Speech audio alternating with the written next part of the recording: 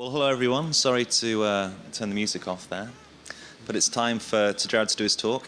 So I just want to know, do I need to introduce Jared? Does anybody not know who Jared is?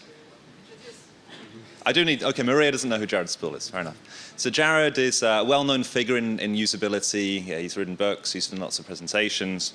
He runs a company called User Interface Engineering, which is very well known in usability circles.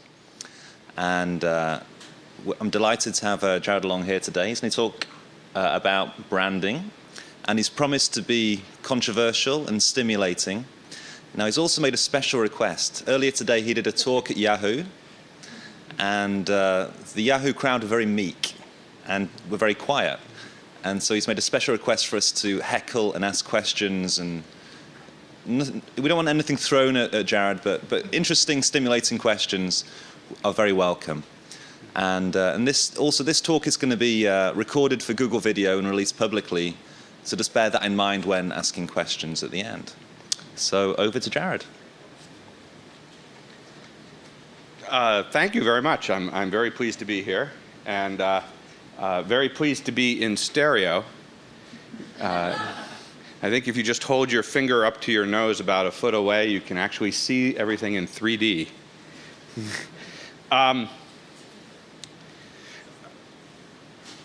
So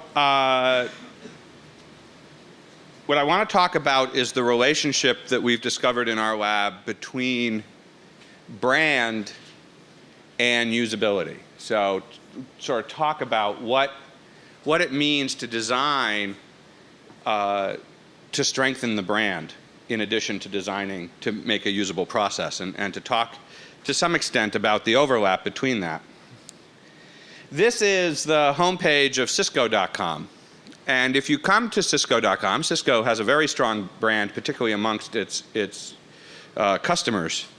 People who enjoy using Cisco products are very much go around and tell all their friends and think the company is great, and would be very sad if Cisco were to disappear tomorrow. And so it's very strong, but the experience of the Cisco.com site is an interesting one. They have a marketplace on their site where you can come and see the various products that they have for sale. They have software and they have manuals, but they also have, for example, merchandise that you can purchase. And if you decide that you want to purchase the merchandise, you click on one of these boxes like this one here. It says Logo Merchandise US, and you're immediately asked for a username and password. Chances are you don't have a username and password, so the experience at that point is that you get this screen that tells you that they apologize because you have entered an invalid username password combination, or you've forgotten your password. And at this point, you're actually required to register in order to buy a t-shirt with a Cisco logo on it. The registration process is actually a four-step process. You go through step one, where you specify the language you wish to speak, your name, and then confirm the language you wish to speak, and put in your password. And then you have to then decide how they're going to sell things to you in the future. Then you get to put in your business information and your phone number. And then you get to confirm the language you speak one more time. Describe how you want to see search results, if you ever see search results on their site. And then you're sent an email, which you have to dig out of your email folder. You have to then click on it to actually get entered into the system. And then at that point, you have to remember how you got back to the marketplace. So you have to go back to the marketplace homepage. You then have to get the password. You then enter the password, and it then lets you see what apparel is for sale, and you can find that lovely jacket that you always wanted. This is all so you can wear a piece of clothing with their logo on it. Now, the question is, what does that do to the Cisco brand? What happens when someone goes through that experience? Does it strengthen their bond to Cisco, or does it weaken it? And that's really sort of the question that we're interested in, and how brands work, and how people interact with the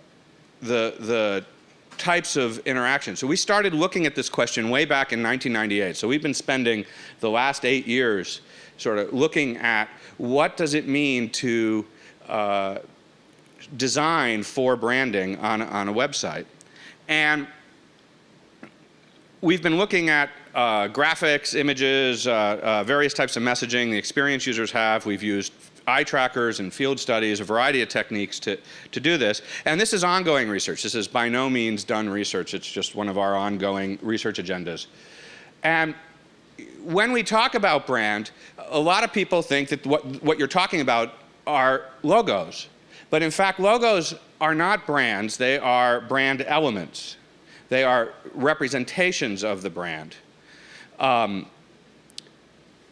This, I'm sure, is a recognizable logo. Did anybody want to take a guess? Adidas. Okay, there you go. No, this is the Nike logo, of course. The swoosh, which Nike paid a graphic design student $35 for this brand, for this logo. So yeah, that's what they got. That's pretty much the going rate for a $16 billion company. This? You sure? It's not clear. It could be Korean Air. You know, it's just a brand element. Here, it comes up as a Pepsi representation, but in other places in the world, you might immediately associate it with something else. The FedEx logo is an interesting logo in that it used to be Federal Express, and they spent more than $2.5 million, I believe, to change it to FedEx. And the primary reason for doing that was that it required less purple paint. Purple pigment weighs more than white pigment. And as a result, they saw significant fuel reduction charges, fuel charges on their planes because they were able to reduce the weight. Now, one of the key benefits of the new FedEx logo is actually the arrow. Does anybody here not see the arrow in the logo? You can be brave. You raise your hand if you don't see the arrow. A couple of you, okay. The arrow is right there in the negative space between the E and the X. They paid $2.5 million for that arrow, and I have to show it to you. Okay? And the interesting thing about the arrow is that half the time it's pointed in the wrong direction. Okay. Now, those are brand elements. And when we're talking about branding, that's something very different. So we sort of started to go off and look up definitions of branding, and on the Encarta website, we found this one, which is branding, originally a searing of flesh with a hot iron to produce a scar with an easily recognizable pattern for identification or other purposes. Okay. So that was, now it occurred to us that this came from the Encarta database, which we then realized is a Microsoft property. So this does seem like a Microsoft pattern, but there are other definitions that we like to work with. In particular, this is one we found from Merriam-Webster, and we like the definition here that says to impress indelibly. There's this one here, it says to mark with disapproval, to stigmatize. That's the Coca-Cola people tried that. It didn't work so much for them. This is definition that we like, which is brand name, which is having a reputation and a loyal following. So when we go with brand, what we're talking about is this sort of loyal following, this reputation. That's what we're looking at. Now, branding is basically when you look at it from the perspective of the individual who's being branded, the recipient of the brand stuff, it's basically a conditioning process where you use colors, symbols, phrases to create some sort of emotional response that creates engagement and eventually causes people to interact with and seek out that brand. And it's really much a repeated process. You know, does the name Pavlov ring a bell? It's very much this sort of interactive thing. And probably one of the best brands that we have ever seen is Harley-Davidson. It's really an incredible brand, and it gets people to do things that few other brands do. I mean, imagine, you know, close your eyes for a second, and imagine this. This is just, you know, how it works. Imagine a Google customer with the Google brand tattooed to a body part. Okay? That's what Harley-Davidson does. You know, they get people to tattoo things to their body. And it's just amazing. I mean, even Lorenzo Lamas does this. So, and by the way, this is the result of Google image search, finds all sorts of amazing things. But brands are not necessarily just logos. They can be physical things like the design of something like an iPod or a Mini, or they can be people. And so it's how people interact with those known things that turn out to work. And brands are not necessarily always positive. They often can have a negative reaction, and people don't necessarily respond positively to them. And there are all sorts of things that happen. Vioxx, this is an old ad for Vioxx. They had Dorothy Hamill as their sort of spokesperson. And Vioxx subsequently was a fine brand to start with and was very positive, but then the news turned against them when people started having all sorts of issues with heart attacks and heart failure as a result of taking it. Now maybe the problem was that they chose the wrong spokesperson, and instead someone like Barry Bonds would have worked better. Barry Bonds is a baseball player. Baseball's a sport that people do when they're not working, just in case you were wondering. Actually, he's a professional, so he does it while he's working. Yeah, he does it while he's working, that's true. Apparently he gets to do drugs while he's working. So do we. But so it turns out that if you want to look at what branding happens, what's going on is, in essence, what people invest in branding. Branding is from a corporate perspective, is an investment. What people are doing is they're putting, it's sort of like saving money up in a bank account. You put money into the brand, you make investment by doing brand-related activities, and then you hope that that money will then come back in some form, typically in some sort of sales or future income. So, and there's two ways that that investment can be made, affinity branding and dispositional branding. Affinity branding has to do with the relationship of the brand element, the logo, for instance, and the item. So here I have a computer, and if I told you, if I put on this computer a Sony label, you would immediately associate things with that particular computer. You'd associate things about the quality of the computer, about the price, about the technical capabilities, about the reliability, and this would all be based on your previous experience with the Sony brand. If I were to take off the Sony label off that box and put back onto that box a different label, let's say the Walmart label, instantly your perception of that box would probably change.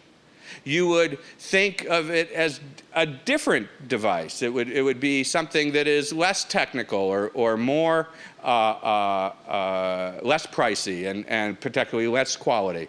Or maybe if you like Walmart and you dislike Sony, it might go in the other direction. So your perceptions, your experience with those particular brand elements causes you to, and that's how affinity branding works. Affinity is this sort of relationship between the two. And there's all sorts of ways that it works. For instance, banks use the FDIC and equal housing lender logos because it instantly gives them some sort of credibility. It gives them the transition of the affinity from those particular brands, the FDIC brand or the equal housing lender brand, instantly transferred to that institution. ProFlowers has to explain some of their brands. They, for instance, put the FedEx logo on their site because they deliver their flowers overnight by FedEx, and they want that association with that. But they couldn't just put the logo there. They also had to explain why the FedEx logo was there in order to give people that background. This is a cruise site, and it's like hundreds of other cruise sites that are out there. It's filled with all sorts of stuff. Again, to give it credibility, they talk about all the different cruises that they have, so they list all of the items there. So again, this is how affinity branding works. By putting the brand elements on the site, all of a sudden it gives the site that much more credibility to those people who are positive about those brands, that have good brand engagement with those brands. Not all brand elements end up connecting with their brand. There was a study done during the height of the .com boom, where they asked people what online pet store this was. They gave them about 10 different choices of petstore.com, pets.com, petfood.com, variety of things, and nobody knew. They all recognized the puppet, but they didn't know what store it went with. It was very rare that people could actually say that this was pets.com. Now pets.com is gone, but the puppets you can still buy.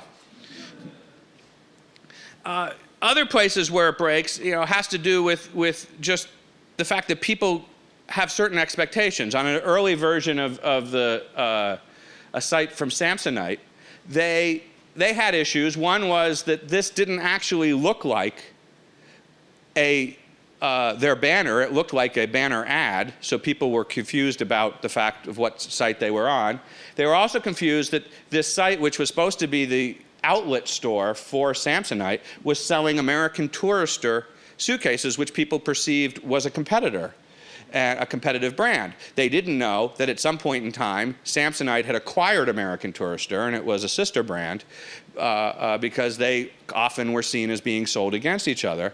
And other strange things about this page, like, for instance, we had users in our studies who didn't want to buy any of the suitcases listed here because they thought they were boat suitcases and they wanted airplane suitcases. So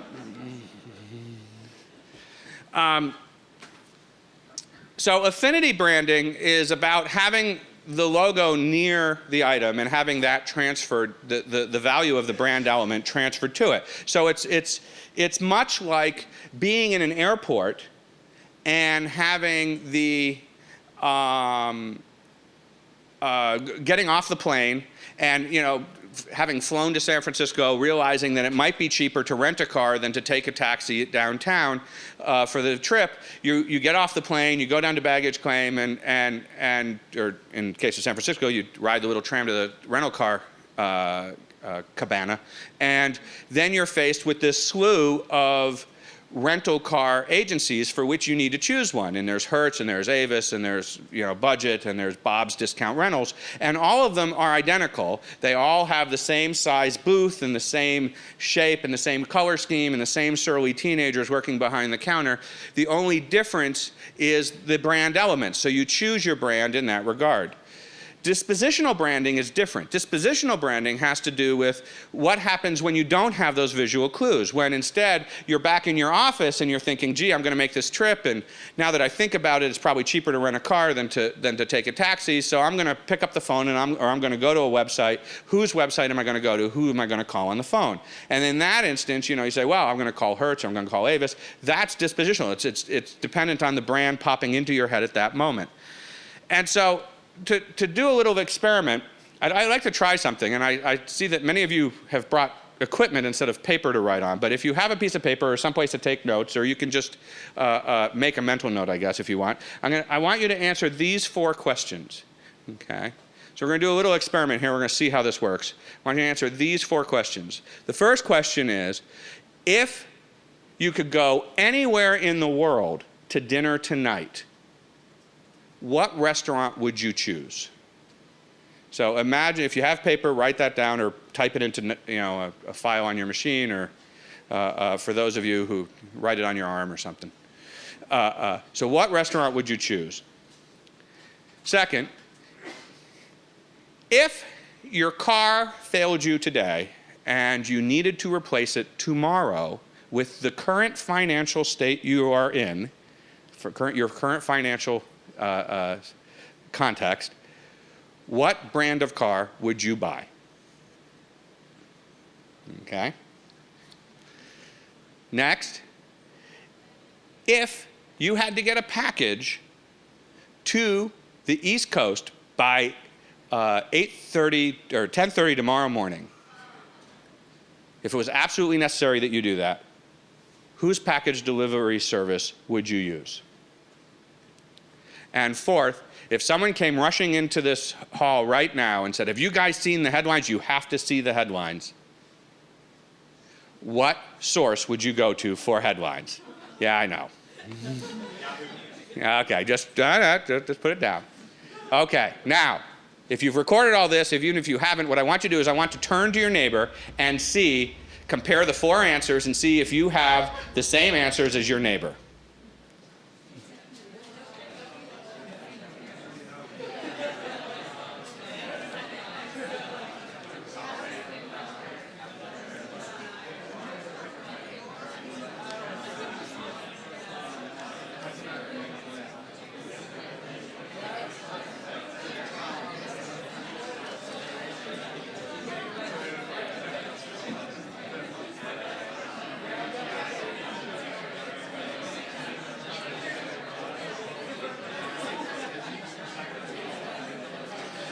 Okay, my turn. Yoo-hoo! Got it for an extra hour, so if you want to go up on it. Okay. Okay. Let's start with the first one. How many people at the same restaurant as the person sitting next to them? Anybody? No? You did? What restaurant? Charlie's. Charlie. You just were too afraid to admit it? We both had Google as well. Okay. God, you guys are loyal employees. No, we have good food. That's at it. Okay. Wow, they bought you with food. Is that what they did? Yeah. You know, this has only ever happened 2 other times. I've done this with thousands of people, and there's only been 2 other times where this happened. And by the way, it wasn't Charlie's that they suggested. The only 2 other times there was both the same restaurant. It was in 2 different presentations. It was the Outback Steakhouse. How weird is that? Okay. How about brand of car? Who had the same brand of car as the person sitting next to them? Okay, a small number of you did. Betting like Toyota, Honda, Lamborghini? Lamborghini, okay. They pay you well here, too.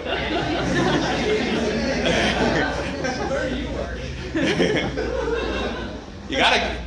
He works in the user experience group. Doesn't everybody get paid that? Okay. So now, how about the same package delivery service? How many people at the same package delivery service? Oh, wow. FedEx and UPS are doing well. Good. Excellent. How about up-to-the-minute news source? Who had the same up-to-the-minute news? Was it, who didn't have Google but had the same up-to-the-minute news? Ah, okay. Interesting. Very good. Well, now here's the deal. There are about 3 times as many people had the same package delivery thing as had the same brand of car. But if you actually look at the number of overnight delivery services versus the number of car models there or car brands there are, it turns out that there are about 1/10 as many car brands as there are businesses that will deliver your packages overnight. So statistically, we should have more matches for brands of car than for overnight delivery services. The reason we don't have that is because of the investment that companies like FedEx and UPS have made. And it's also potentially because of a little trick I play, which is I just mentioned FedEx. And that's called recency. And what happens is that when someone sees a logo or brand element, they are more likely to think of it dispositionally in the next 24 hours than if they don't see it in that period. So that's why companies pay to have logos and things put on shirts and jackets and billboards and stuff, and why so many of you are wearing Google wear. You also showed the Mini, so we were dispositionally inclined toward a car as well. That didn't work.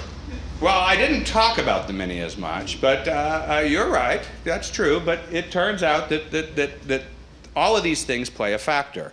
Mini doesn't spend as much time as FedEx does or UPS does trying to get their brand into your head. So they, it turns out that these things all play a role. Now, dispositional branding is very context-driven. So, for example, if I gave you a different context for the restaurant, if I told you, for example, that you were going to take a very important customer to the restaurant, you might choose a different restaurant. Oh, you guys wouldn't, but everybody else would choose a different restaurant. Versus a restaurant that you were going to, you wanted to go to celebrate your birthday with 6 very close friends, half of whom have seen you naked at some point in time in your life. Or a restaurant that you might want to go to when you have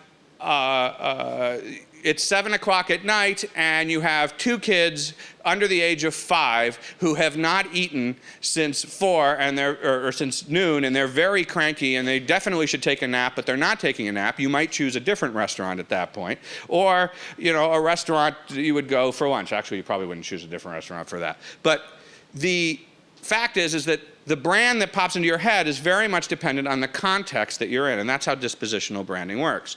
Now, in order to create these brands, it turns out that there's also 2 methods in which you can make the investment in branding. There's 2 things you can do. One is indirect messaging. So that's this act of putting logos on all sorts of things to get that effect of primacy and recency, and to have those things come to mind. And these are very repetitive. These take a long time to do. They're very easy to implement. They're very easy to design, and so lots of organizations do it. The investment to make on them is very small. This is very different than the second approach, which is experience branding. And in experience branding, you have to look at the experience that the receiver is having with the brand and the elements around it. And so it turns out that if you think about the restaurant that you chose, chances are you chose it not because of any sort of advertising that that restaurant did, but because of the experience that you've had at that. In fact, if we were to go to Epcot Center, Disney World today, and we were to interview the people coming out of Epcot Center, and we were to ask them what made them go to choose to go to Disney, why did they pick that as their vacation spot? 75% of the people today would tell you that the reason that they chose it was because of the great experience they had the last time they went. 75%. And of the remaining 25%, the majority of them would tell you that the reason they were going was because of that they have a friend or family member who wouldn't shut up about the great experience they had had at the park. Very few of those people would tell you that they were going because of some advertising that they saw or some explicit marketing that Disney had done. That it's primarily the experience that they have. That's what drives traffic to the theme parks. And it turns out that this is true. Netflix has decided that their 2 most important variables for them to track are the number of people who sign up, and when they sign up, tell them that the reason they signed up was because a friend highly recommended that they do so. Turns out that in any given period, about 85% of the people who subscribe to Netflix say the primary reason they subscribed was because a friend or family member highly recommended it. And they also track, in the last 3 months, have you tried to convince somebody to sign up amongst their existing subscribers? 93% of their subscribers say that in the last 3 months, they have tried to convince somebody to sign up. They use those as key performance indicators for their company. Their company, they have found that their business lags those indicators by about 6 weeks. So it turns out that when those numbers stop to dip, that gives them a 6-week prediction about when their revenue numbers are going to start to dip. And so they very much track those 2 numbers, which are referrals, which are all based on experience. So these things turn out to be very key. So way back in 1998, one of the first clues we got out of this was an experiment that we were doing when we were comparing Ford to Edmunds. And we were having people look up information on both sites. In this case, we were having them look up how many people could you fit into a Ford Ranger. And the scenario was something like this. You landed a good job, you've got yourself recently married, you had a kid, you've got another one under negotiations, and you now are in a position where you can buy that pickup truck you've always wanted. Go find out if, in fact, they make a Ford Ranger which will seat, you know, the wife, the kids, the dog, and will be comfortable. So go find that out. So we asked people to do that both on Edmunds and on the Ford site. And when they did on Edmunds, the adventure they had was that they would go to the Edmunds site, they'd click on new trucks, they would then choose Ford, they would then pick the particular Ranger that we were talking about, they would then quickly find the safety specifications and safety features, and then at the bottom, they would find here that maximum seating was 3, and that in fact the what they found was that you couldn't fit everybody into the truck. But even though that was the case, what we were measuring was people's feelings about the Ford brand, and we found that their strength of the Ford brand actually increased while using Edmunds. So the act of using Edmunds to find this information, people felt better about the Ford brand at the end of going through this process. When we tried the experiment on the Ford site, we saw something interesting. To do the same exercise on the Ford site, you had to click on showrooms and then click on this black on blue link that says Ford. And then you had to click on the Ford logo. And then you got these 4 more pictures and this thing here that says people and their stories, and welcome to FordVehicles.com, where everybody has a story, and every story has a Ford car or truck right in the middle of it. And now you needed to know to click on vehicles. And then you got 4 more pictures, including this woman here who looks absolutely frightened about the Model T that's chasing her. Another Ford logo. And now you had to click on trucks, where you got 4 more pictures, 2 more logos. And now you had to click on Ranger, where you then were told, whatever. Now, to be fair, this was an advertising campaign that was being run by J. Walter Thompson, Ford's advertising firm of record, called the Whatever, Whenever, Wherever campaign. And this was the first of a very large animated GIF that was being downloaded, and it would say whatever, wherever, whenever, and it would take several seconds where the screen would just sort of shout whatever at you. And it was basically, the idea was you could use the truck whenever or whatever you wanted to do.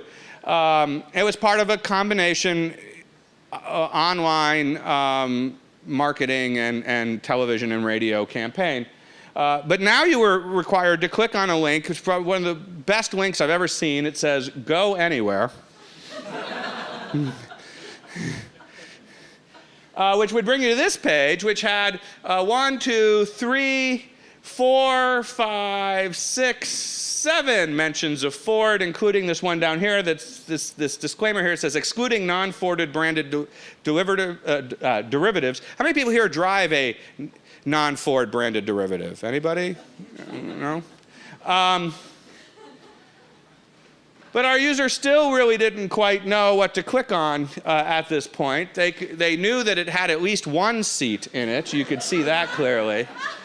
But at this point, they didn't know what to do. There's this link here that says comfort, that if you knew to click on that, you would then, you might click there. But it turns out that brochures was the link that you wanted. You had to click on, I'm sorry, not brochures. Brochures would actually have you fill out a form and they would mail you a brochure. That's exactly what the web is for, right?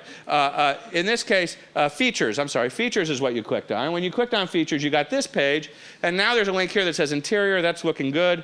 And then you get to interior, and there's one that says seating. That's looking good. And then you get this chart that tells you everything you want to know about the seats in a Ford Ranger, except how many there are.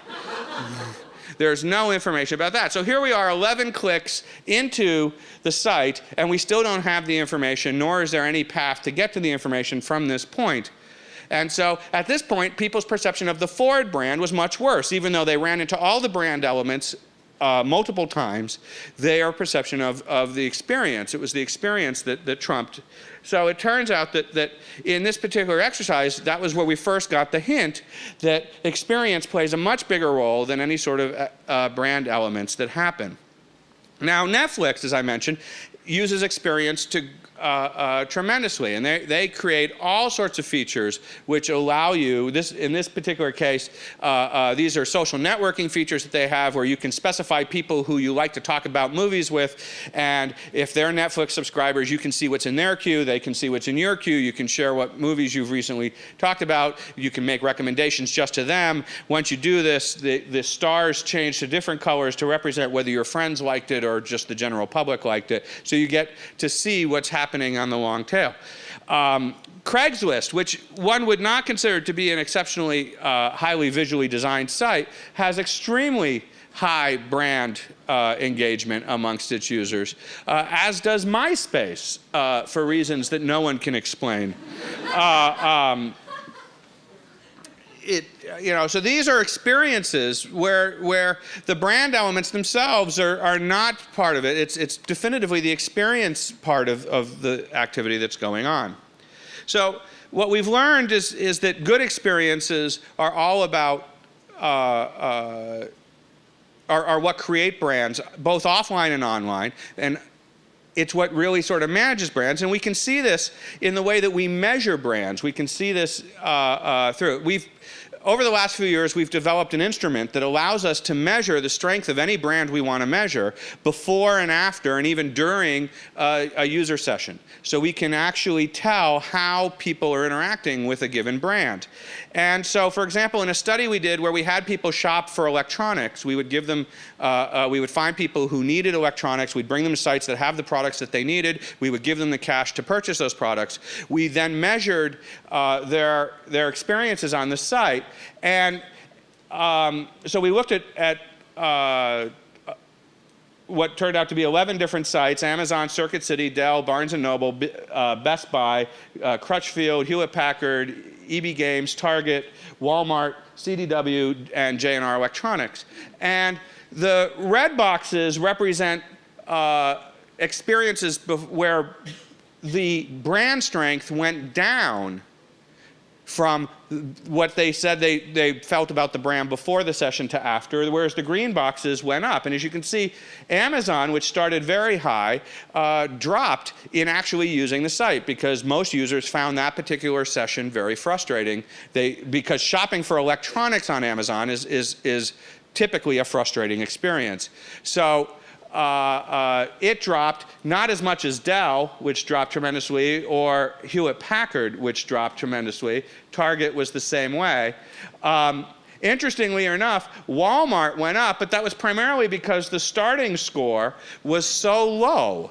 People had such low expectations about the Walmart brand that they were actually impressed by the fact that it worked. Crutchfield went up also, as did Barnes & Noble, where people were buying CDs and video games. And J&R Electronics stayed basically the same. But that was before and after the shopping session. We then contacted them 2 weeks later to see how their order was fulfilled. And what we saw between the time that they finished the study and they actually got their stuff, we see that Amazon dropped even more, Circuit City dropped a huge amount, EB Games dropped a huge amount, Target dropped a huge amount, Walmart did not do so well on fulfillment, Crutchfield went up yet again. People really like Crutchfield. It was a brand they were not familiar with, and they liked it. CDW basically regained its thing, and again, J&R sort of stayed still. So we can look at what happens, and we can see that in the online space, it's not just what happens in the session that affects the brand. It's also what happens before and after the session in terms of all the touch points that people are having. So it's true customer experience that we're talking about, all the different touch points that are going on here. Now this brings me to advertising. This is the $1 Million homepage where, if you were unfamiliar with this particular campaign, a student in England decided he was going to sell ads at $1 a pixel. And you could buy a 10 by 10 space for $100. And he sold $1 million worth of pixels to people. And so you can go to this at milliondollarhomepage.com. And the only purpose of this site is to go and look at all the ads and I guess click on them. Now, $100 isn't a lot of money for an ad, though I know you can get AdSense ads for less. But it's interesting that what people found was that the first few advertisers who came to the site actually got a huge amount of click-through traffic from it.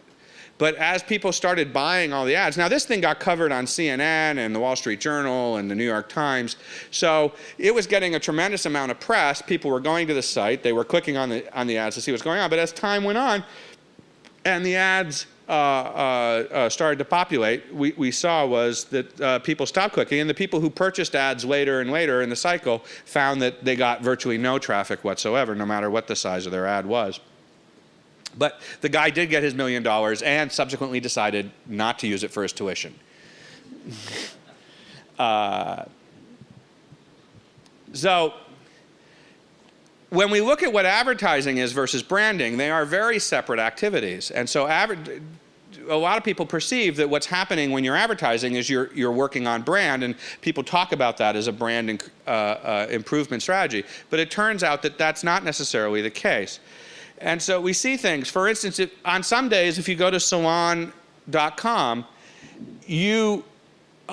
before you can read their online newspaper, you have to watch an ad in order to get admission to the site, just to see the homepage and figure out what the ads are. Sometimes you have to actually watch a 1 or 2 minute ad before they will let you do that. Now the question is, how many people are paying attention to that ad at that moment before they click over to the home page? Or how many people are just sort of waiting for that button to pop up that says, show me the home page, and they can finally click through to that? So there's this real question as to really how effective that ad is. And ads show up in all sorts of different places. This is Polycom's homepage. Polycom makes video conferencing equipment and audio conferencing equipment. And because they're trying to get people to be aware of all the things they offer, their homepage has basically become a large advertising center, and people are constantly fighting to get advertising space within the organization. That they have infighting to get advertising space on that homepage, and they're constantly trying to drive people to that content. But how many people who are coming to the Polycom site at that moment care about all those things? In fact, the odds that they'd be interested in anything other than the thing that drove them to that site, because no one's just going to randomly show up at polycom.com. It's not a site where you say, hey, we got 20 minutes till The Apprentice is on, let's go check out polycom.com. That doesn't happen. So, they're coming for a reason. They're coming because of a product that they want to buy, or technical support that they need, or some particular thing. 99% of this stuff is of no value to them. But more importantly, the issue then becomes, how do you decide what works and what doesn't, what's important? This is plentyoffish.com. And plentyoffish.com is a dating site which does not charge any of the people who are dating. Unlike many other dating sites, it does not charge anybody for the service. The money is made, and they claim to make $10,000 a day purely through AdSense. So people are coming to this site to find a mate, and for some reason, they're clicking on ads, which produces revenue to the site, many of the ads being other dating sites. And so the thing about advertising is, in essence, what it's about is distracting the user for what they're coming to do. It's trying to take them away from what they're trying to do. And this is not just true of online advertising. This is true of all types of advertising, right? You're trying to watch a television show, and they interrupt that show to give you things that you weren't interested in seeing, except during the Super Bowl. And same with radio. And nobody likes the ads at the beginning of movies.